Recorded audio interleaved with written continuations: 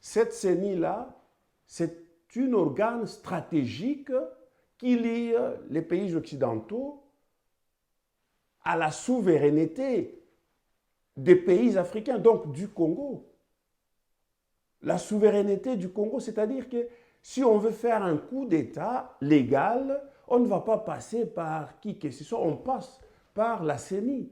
La CENI, c'est pourquoi l'Église catholique est là-dessus. Et pourquoi les Occidentaux... Ce sont des pays européens. Katumbi n'a donné même pas $1.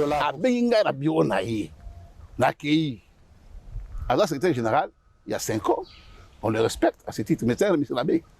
Mais l'accueil, pas dans un pasteur.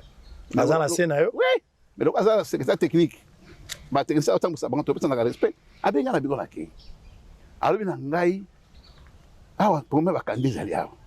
Monseigneur, assurez-moi que vous faites Kadimate. Wana Chole. Chole! Ce gars a bien enregistré un gars. Il a mis ça en enregistrement. Il a dit selon Nyons. Akatate. Akatate. Citez-nous quelques pays européens qui vous ont donné de l'argent. Les pays européens? Oui. Mais en tête, il y a le... La Belgique?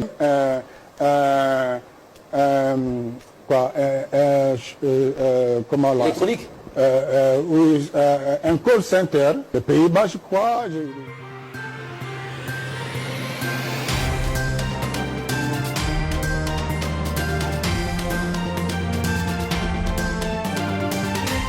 Bonsoir mesdames et messieurs, bienvenue chez Mwambi International Network dans Point de vue.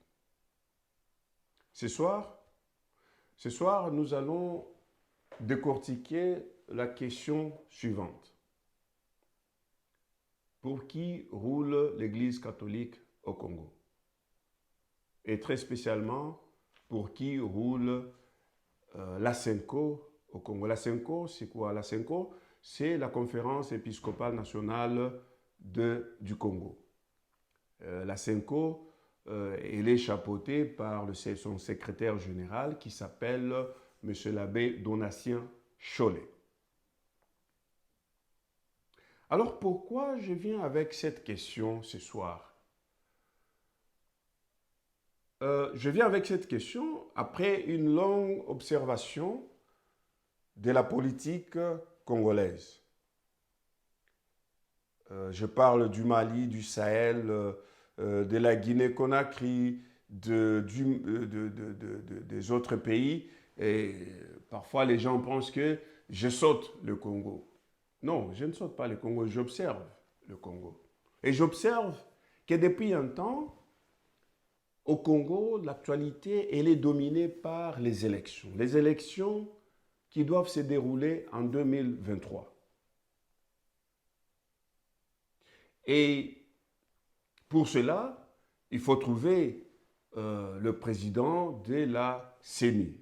La CENI, pour les gens qui ne suivent pas l'actualité du Congo, la CENI, c'est cette commission électorale nationale indépendante. Vous en trouvez partout en Afrique.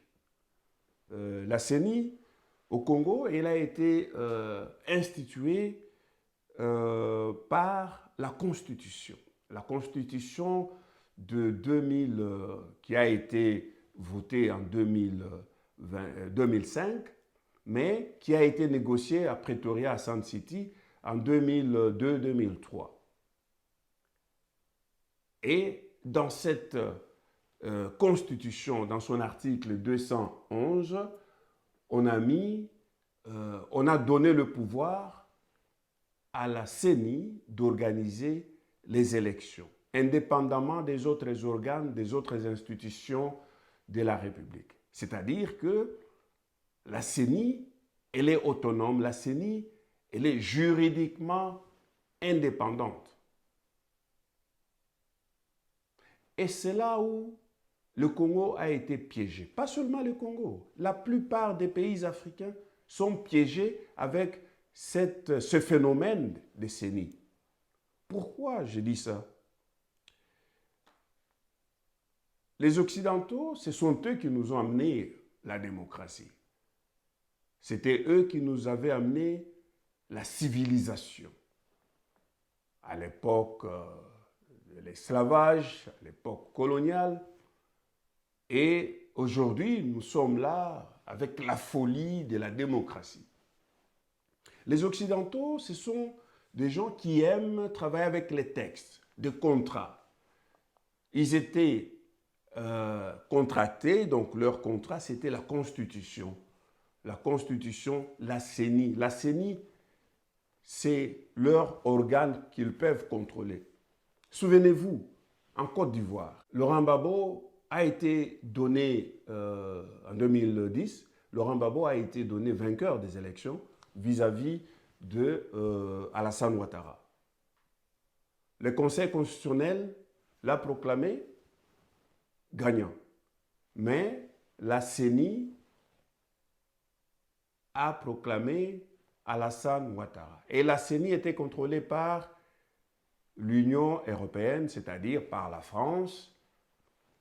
On a récupéré le monsieur de la CENI au niveau de l'hôtel d'Ivoire par l'ambassadeur de la France et la force de l'ONU qui était là sur place. Ils ont proclamé Alassane Ouattara. C'est-à-dire que les Occidentaux travaillent avec des contrats, avec des textes. C'est pourquoi ils avaient instauré, donc inséré ce passage-là, cet article 211 dans la Constitution congolaise pour que cette organisation-là, la CENI, soit contrôlée par, soi-disant, les gens intègres, des gens indépendants. Mais comment ils sont indépendants? Est-ce que ces gens qui contrôlent la CENI sont indépendants? Qui finance cette CENI-là? Vous me direz peut-être que non, c'est Joseph Kabila et le gouvernement congolais qui avaient financé les élections de 2018. Mais c'est faux. C'est faux. Parce que c'est la Banque mondiale, à travers tous ces contrats miniers, allez sur le site de cette fondation américaine, la fondation Carter, vous allez trouver tout cela. Et le budget des pays africains, aussi le budget de la RDC, financé par les Occidentaux. Donc, d'une façon ou d'une autre, c'est les Occidentaux qui financent vos élections. Et en 2018, quand les Occidentaux ont financé, n'ont pas financé les élections, hein, en 2018, il y a le président Tshisekedi qui est sorti gagnant par rapport à Joseph Kabila. Et tout de suite, il y a eu une campagne extraordinaire en Europe, en Occident, où on a donné Martin Fayulu gagnant. Martin Fayulu, lui qui a été désigné comme candidat unique au sommet de Genève. Genève, c'est en novembre quand les Tshisekedi, les Kamere et les autres ont été là-bas pour trouver, les Katumbi, pour trouver un candidat commun. Et tout ce qui s'est passé là-bas, bon, je ne saurais pas vous dire, mais bref, Kamere et Tshisekedi se sont retirés de ce sommet-là ou de ces contrats de Genève. Ils ont fait campagne, ils ont battu campagne contre le président Kabila et au final, c'est Tshisekedi qui va sortir gagnant. Mais l'Église catholique du Congo n'était pas contente. M. l'abbé Cholet a même déclaré qu'il avait le nom du gagnant. Et le nom du gagnant, si ce n'était pas Tshisekedi, c'était qui? C'était donc Martin Fayulu. Et moi, Martin Fayulu, je l'ai connu comment? Martin Fayulu, je l'ai connu en 2016.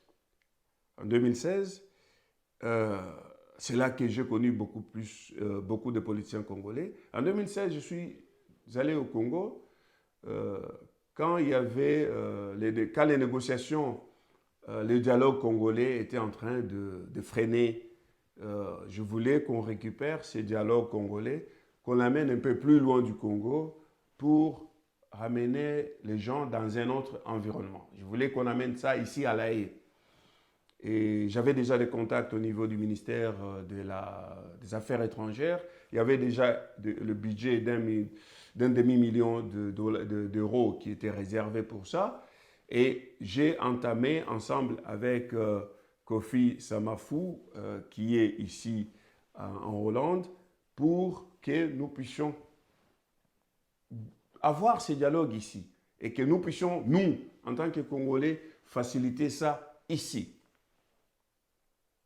Nous avons vu pour cela certaines figures de l'opposition, Lisanga Bonganga, je l'ai vu à Bruxelles, Bruno Tshibala, nous l'avons vu à Bruxelles, j'ai vu Félix Tshisekedi sur place à Kinshasa à Limete, et j'ai vu aussi Martin Fayoulou. Je parlais aussi avec Lambert Mende, qui était du gouvernement. Je parlais avec M. Donatien Chollet à son bureau à Gombe. Et c'est dans ce cadre-là que je les ai vus. Mais après, j'ai trouvé que l'activisme de M. Labin Chollet est allé très loin. Parce que quand Tshisekedi a été donné vainqueur, M. Labin Chollet a continué ensemble avec M. Fayoulou pour dire que voilà, ils ont eu 40 000 smartphones pour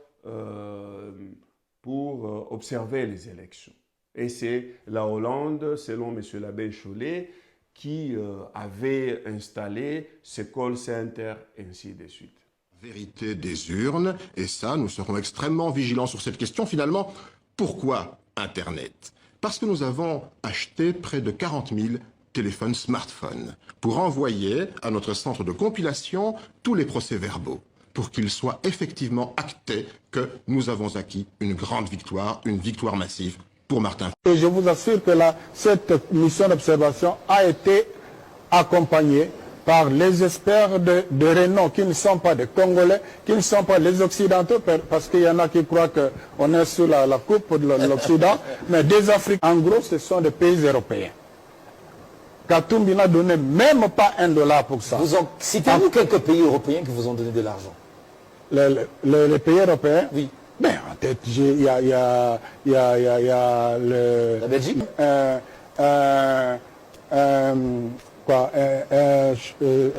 Comment là? Électronique? Oui, un call center. Les Pays-Bas, je crois. Et la Hollande a vraiment l'intérêt à ce que le Congo puisse décoller? Non. Non. Parce qu'ici en Hollande, on s'est dit la vérité. Ils me disent, M. Mwambi, nous, on est en Afrique pour nos propres intérêts. Ce n'est pas pour les intérêts des Congolais.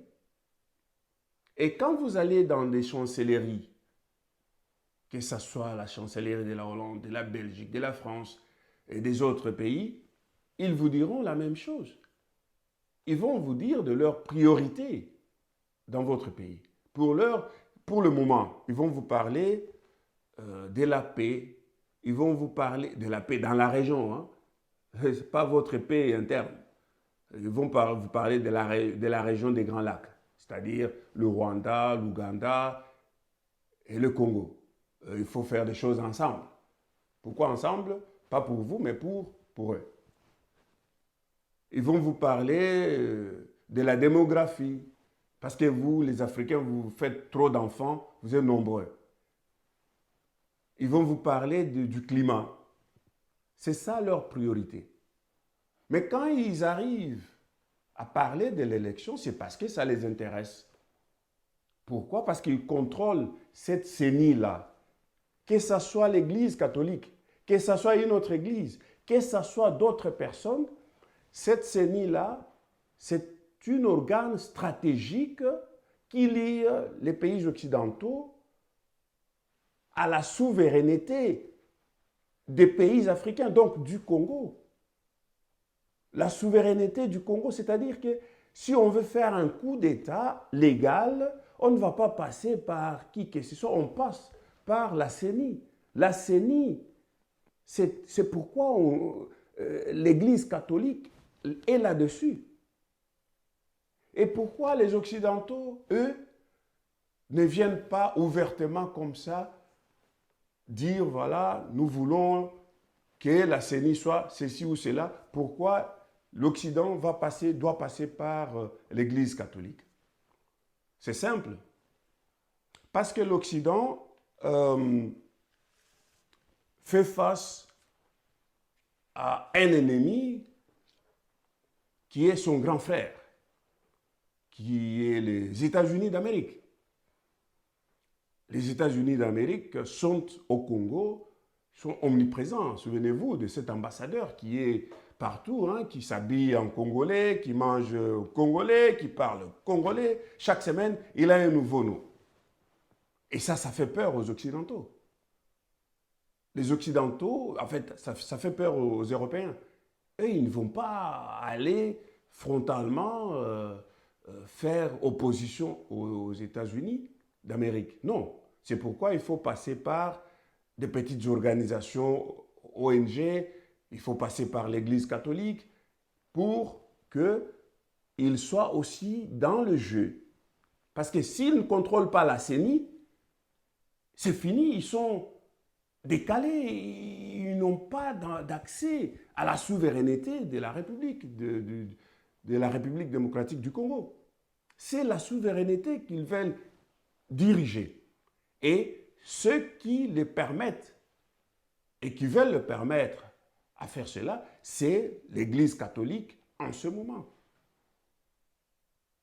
Pourquoi c'est l'Église catholique? Parce que l'Église catholique est financée par, entre autres, la Hollande, la Belgique. Et donc, quand on a financé les observateurs, ce n'est pas pour rien. Les call centers pour financer les observateurs, ce n'est pas pour rien. Et il y a des avantages, hein, les allers-retours de l'église, des animateurs de l'Église catholique en Europe, partout. Ce n'est pas pour l'intérêt du Congo. Donc, je voulais parler de cette disposition dans la Constitution, l'article 211, qui est un grand piège. Parce que cette Constitution a été négociée par des bandits, c'est-à-dire des rebelles de tout genre, hein, à l'est du Congo à l'époque. Et le Congo était à genoux. Et à Pretoria, à Sand City, les Congolais n'avaient pas d'autre choix que de signer. Et c'est pourquoi ils ont signé cette constitution-là, qui a été d'ailleurs portée par M. Louis Michel, qui était le Belge Louis Michel, qui était à l'époque ministre des Affaires étrangères belge. Et les Occidentaux, eux, ils travaillent surtout avec des textes. Et ça a commencé depuis le premier contact entre les Occidentaux et la RDC. Et c'est pourquoi j'ai mis ce livre ici. C'est un livre très informatif. Il est de Gabriel Banza Malale. Monsieur Banza Malale, en tant qu'une personne, en tant que professeur, je ne l'apprécie pas. Parce que quand il ouvre sa bouche, c'est pour défendre la personne de Kabila et raconter n'importe quoi. Mais en tant que chercheur, il a fait un travail énorme là où il démontre comment le Congo, tous les contrats que le Congo a fait avec les Occidentaux, surtout avec les Européens. Il a commencé avec la conférence de Berlin pour passer tous les contrats Kivu, Katanga, ainsi de suite, qui ont lié donc le Congo et l'Occident. Et le dernier contrat qui avait lié le Congo et l'Occident, en ce qui concerne l'Europe, c'est la Constitution. La Constitution qui a été d'ailleurs confectionnée ici à Liège, hein, Bob Kabamba qui a amené cette Constitution-là en RDC. Et donc, maintenant, en ce moment, comme les choses semblent ne pas aller dans leur sens, c'est pourquoi l'Union européenne veut contrôler la CENI. Parce qu'ils ne peuvent pas aller faire la guerre avec leurs grands frères américains. Ils ne peuvent pas, parce que les Américains les ont dribblés au niveau avec le contrat des sous-marins à Canberra, donc en Australie. Ils ne peuvent pas. Ils ne peuvent pas venir aller se confronter, faire la guerre avec les Américains au Congo. Donc, nous avons à faire très attention. Je vais recommander 2 choses, peut-être 3, et je ne sais pas, peut-être 4. Très vite, il faudra changer la Constitution, et surtout en ce qui concerne l'article 211, qui donne le pouvoir à une organisation quelconque qui s'appelle la CENI pour organiser les élections. Parce que cette organisation ne sera jamais contrôlée par des personnes intègres. Ou alors, cette organisation sera toujours contrôlée par l'extérieur. C'est d'ailleurs la raison pour laquelle ils ont inséré cet article dans la Constitution. Et vous savez, la Constitution, c'est quoi? Parce qu'il y a des gens qui ne connaissent pas c'est quoi la Constitution. Même ceux qui s'appellent des constitutionnalistes au Congo ne comprennent pas la Constitution. Tout pouvoir qui vient de la Constitution est un pouvoir sacré. Le président de la République vient de la Constitution. Le Parlement vient de la Constitution. La CENI provient de la Constitution. C'est un pouvoir énorme. Et ça, il faut que l'on puisse mettre fin à ça. C'est pourquoi on joue sur ça. C'est pourquoi il y a toute cette guerre autour de la CENI. C'est un pouvoir qui vient de la Constitution. La Constitution, c'est la source du pouvoir. Et il n'y a personne qui peut l'annuler, la supprimer. Donc, si vous ne supprimez pas cet article 211, la souveraineté de la RDC sera toujours entre les mains des autres, à travers l'Église catholique, la Cinco peut-être aujourd'hui, mais aussi peut-être à travers une autre Église. Peut-être qu'aujourd'hui, ça peut vous paraître bien que les autres Églises soutiennent un candidat qui vous plaît, mais le lendemain, ça sera d'autres personnes et d'autres églises. Donc, cet article 211, c'est un article piège qui est dans la Constitution. Ce qu'il faudra faire, c'est, si vous aimez les élections, moi ça ne m'intéresse pas, les élections, ça tue comme Ebola, comme coronavirus, comme le sida. Donc, on devrait arrêter avec ces élections-là. Mais comme vous voulez, vous aimez tant les élections, vous prenez les élections, l'organisation des élections, vous remettez ça au ministère de l'Intérieur. Ça, c'est un. De deux. De deux, il faudra qu'on fasse très attention parce que les élections, comme je le disais, ça tue. il faudra arrêter de suivre les Montesquieu et tous ces gens qui ont pensé pour leur culture, pour leur mentalité, pour leur environnement, des philosophies qui leur conviennent.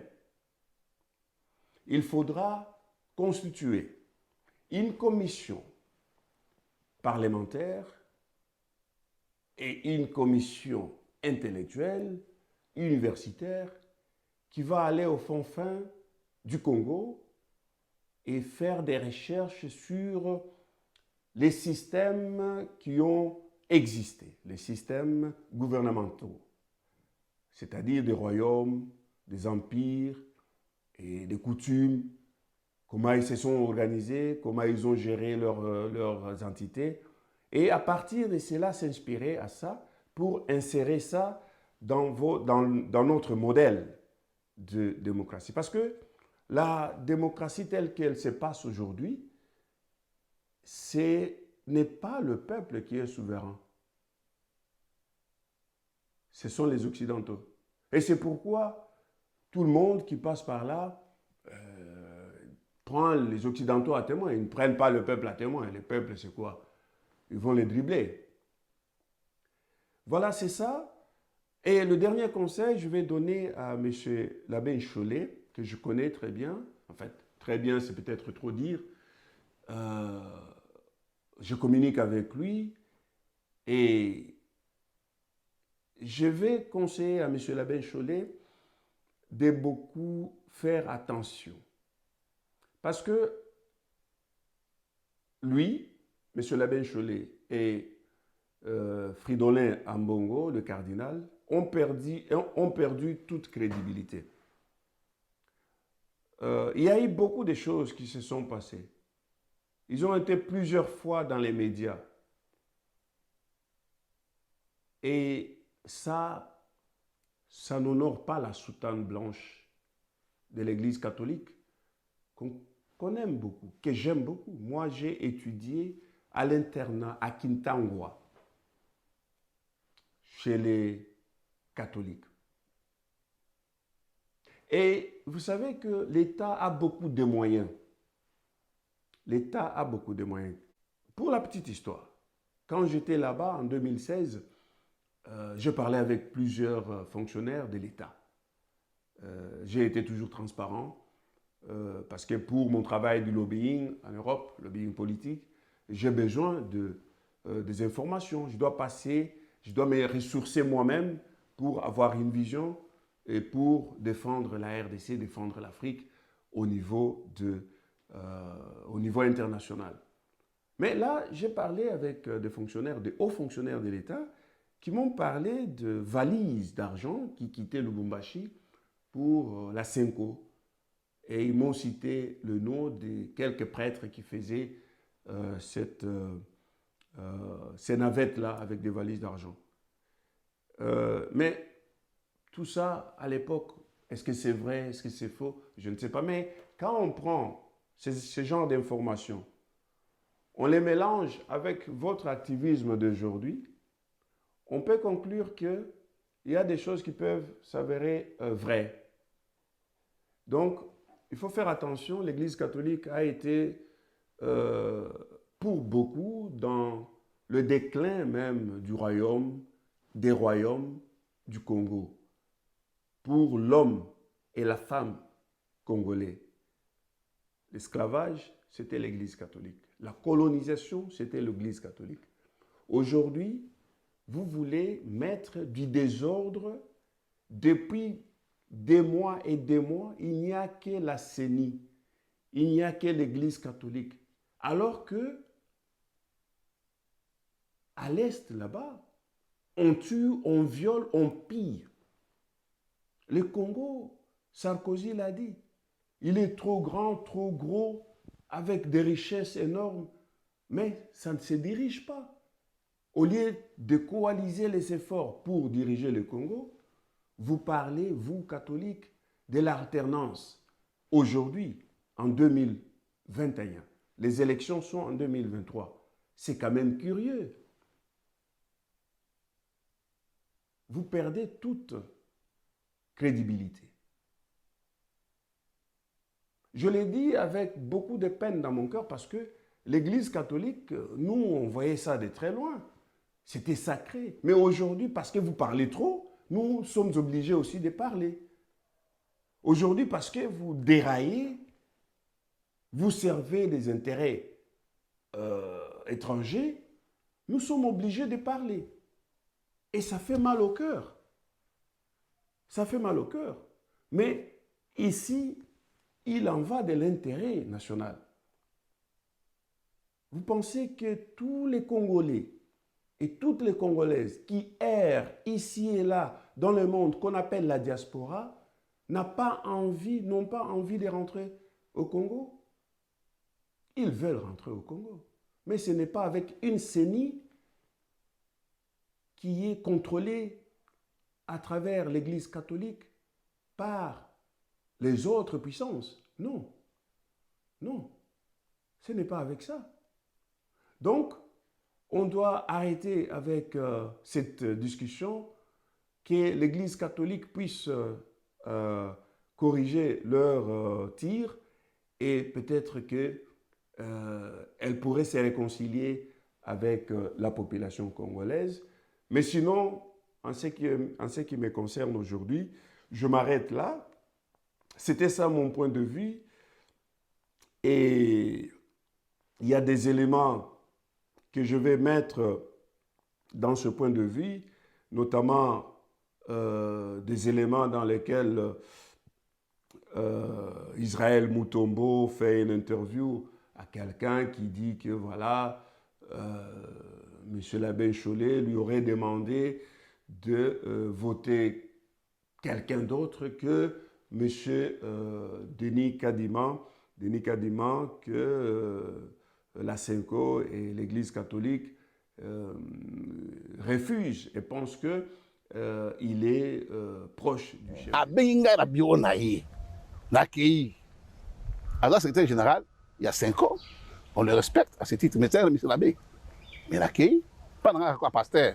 Oui, mais le secrétaire technique, le technicien, autant que ça, on peut respect. Alors, il y a l'accueil. Alors, il y a l'accueil. Ah, pour moi, il y a Monseigneur, assurez-moi que vous voter Kadimate. Wana Chollet. Chollet! Ce qui a bien enregistré, il y a un enregistrement, il y a le Nyons. Akatate. Monseigneur Zinga, n'a bien voté Kadimate. Oh, n'a dit Kamoni. Tout Kana, faut appuyer Bisso, on va voter Kadimate. Pour la salle nini, Kadimate nini, pour tous vous voter bien l'autre, n'a pas mis. N'a pas protégé. N'a pas fait au MONUSCO. On peut faire un MONUSCO. Wana Chollet bien, on peut faire un MONUSCO pour protéger. N'a pas mis. Ce que les lois, on a vu menace. On a dit qu'on Songolo, ah, on va mettre Sengawa. On va tout mangandako. Na rappelé, tout mangandako na, pour que nous vérifier. Na Kauka. Tout mangandako na Kauka. Avenue Rivière numéro 2. Allez vérifier. Na perdre nyonso. Na fait l'autre côté. Mais monsieur, tout mangandako. Tout mangandako, na so problème les lots. Yo mutasali l'autre côté karaboye. Pourquoi ça makambo na? Non! Yo boy ko za Martin. Kufa Martin za bingai la soit engagement kufa Martin. Wana zolo bazo c'est comment mke? Ngala kufa Martin pour la lipo. Ngala soit engagement kufa Martin te. Na moi sina bana, yo na moi sina bana des choses. Pour olingi bo ipsana oboyi na voter Kadima pour nani. On va en parler. Ngabe fana enregistré, ils ont espionnage. Au benga la bureau na yo, au monter scénario, au tourner la question au spionner, c'est-à-dire pourquoi tu fais ça? Il a intérêt, il sait pourquoi. C'est-à-dire soka BBC enregistrement mobimba makambo lobi to kutana kasi. Ça. Il court pour quelqu'un. Ayebi. Azo roulé pour nanani. Ayebi. Mais là si yo yebi yango. Allez mafuta. Na éviter. Parce que papa Mukanda est lobby. Mukanda na biso est lobby. Charte est lobby, article 17. Oyo, et bani de l'autre. Tant que tu ponaka manumal. Bango so boyaka. Mais majorité des cas qui manumal les cas. Tu ponaki nanga. Nanga moko boyaki. Bango zakana kandidate. Ah ben de moko. Batika wana bato asala musala. Bona bato nani? Oh, bango bazotanga wana. Batika asala musala. Très bien. Donc papa qu'on laisse le monsieur. J'ai dit, Moi, je n'entre pas dans tous ces détails-là, qu'il soit proche ou pas proche du chef de l'État. La CENI ne doit pas être contrôlée par les forces extérieures. Et là, même si c'est contrôlé par quelqu'un qui est proche du chef de l'État, je préfère plutôt que ça soit contrôlé par la Hollande à travers l'Église catholique.